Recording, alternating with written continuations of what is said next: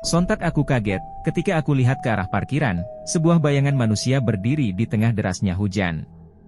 Sesekali mukanya terlihat karena cahaya dari petir.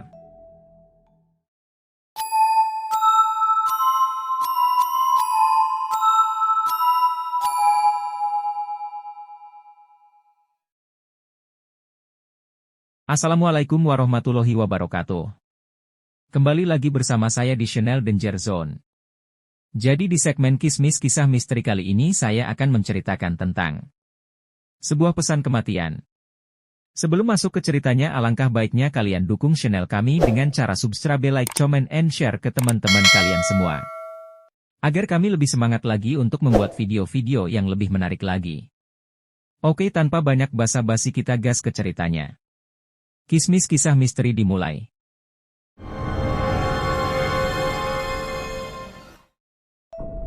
Hujan mengguyur Bandung belakangan ini, dingin dan mencekam. Tetasan air langit itu tak berhenti memukul-mukul jendela kaca sebelah meja kerjaku. Jam orange berbentuk bola basket berjarum hitam, menunjuk ke arah jam 12:07. Aku masih duduk di meja kerjaku, berhadapan dengan laptop. Tulisan-tulisan hitam di layar monitor seperti lintah-lintah kecil di mataku. Mataku sudah lelah. Otak belakangku berkedut terlalu banyak berpikir. Beberapa kali aku hembuskan nafas. Temanku menyuruhku untuk pulang. Dia meremas pundakku, memijat kecil. "HM," aku cuma tersenyum kecil. "Dah, kamu balik duluan aja. Nanggung nih. Si bapak mintanya besok," ujarku. Temanku menyerah. Akhirnya dia pamit duluan. Aku melihat langkahnya menutup pintu ruangan, dan bayangannya hilang di gelapnya ruangan lain. Aku mengendurkan otot-ototku, lalu menguap dan berdiri sejenak, sambil menatap hujan. Mengecek apakah dia masih besar atau sudah mereda. Dan sontak aku kaget, ketika aku lihat ke arah parkiran, sebuah bayangan manusia berdiri di tengah derasnya hujan. Sesekali mukanya terlihat karena cahaya dari petir. Ternyata itu Pak Kurni. Laki-laki setengah baya yang kukenal sebagai security dari perusahaan tempatku bekerja ini. Yah, Pak Kurni. Beliau cukup dekat dengan para karyawan-karyawan, terutama aku. Karena jika ada rezeki lebih, aku selalu memberinya uang tip. Tapi aneh, ngapain Pak Kurni berdiri di tengah-tengah parkiran sambil menatapku dari tengahnya deras hujan?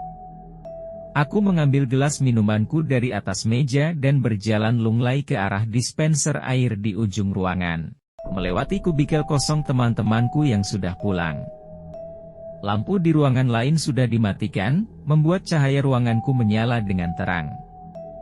Mungkin jika ada ngengat yang melintas, ruanganku menjadi penarik mereka untuk masuk. Mataku menjalar ke semua sudut ruangan. Semuanya sudah gelap dan cukup menyeramkan. Karena cuma aku sendirian di lantai ini.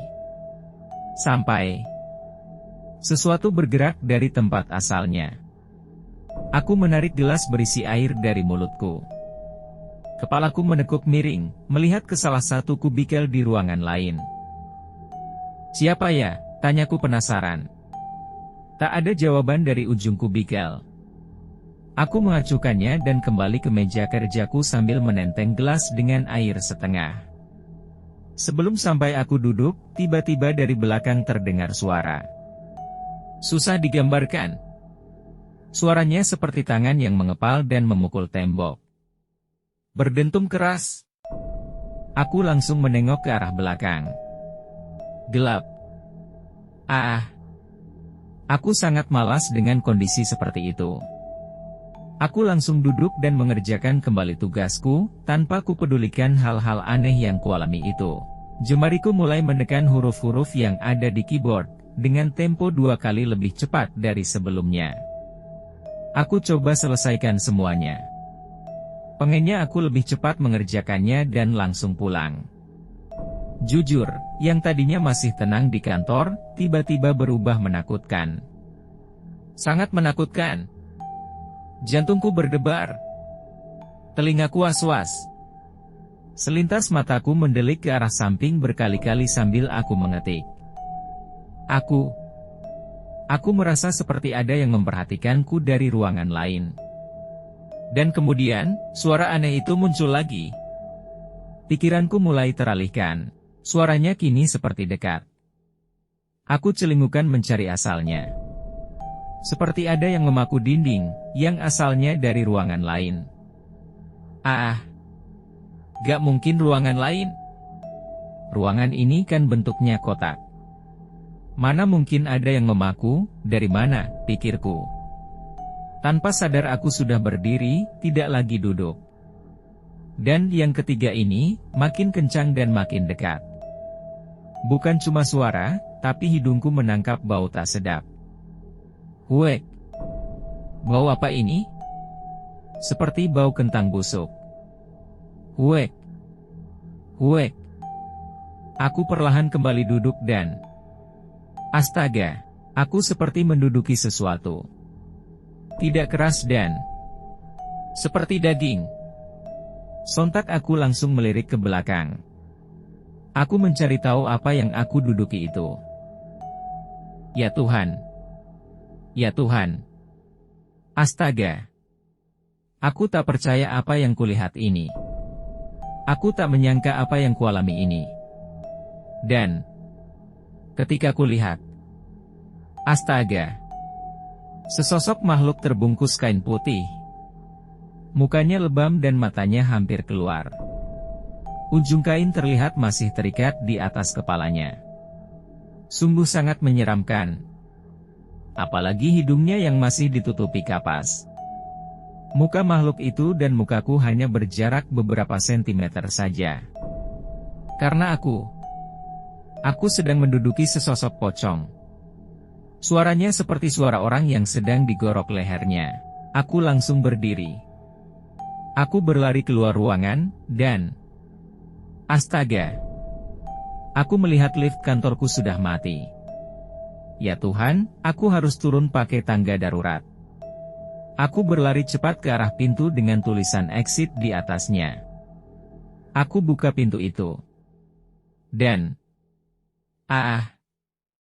makhluk itu sudah berdiri di ujung anak tangga. Seperti menungguku. Pergi. Pergi. Teriakku.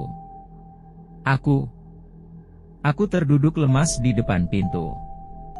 Makhluk itu tiba-tiba hilang seperti asap. Dan mendadak seperti ada tangan dingin menepuk bahuku. Aku perlahan melihat ke belakang. Ya Tuhan. Syukurlah. Ternyata Pak Kurni.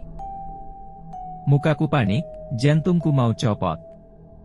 Pak Kurni mengangkatku dan membopongku. Tolong Pak, aku melihat pocong. Anterin aku ke mobil Pak. Aku mau pulang Pak, ujarku panik.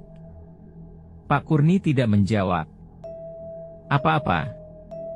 Dia hanya membopongku dan hanya mengangguk.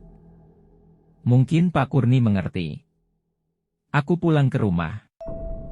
Dan malam itu aku tidur di kamar adikku. Aku masih ketakutan setengah mati. Besoknya, kantorku heboh. Bukan karena ceritaku. Aku baru melangkahkan kaki ke ruangan. Semua orang sedang berkumpul di satu kubikel. Kenapa nih?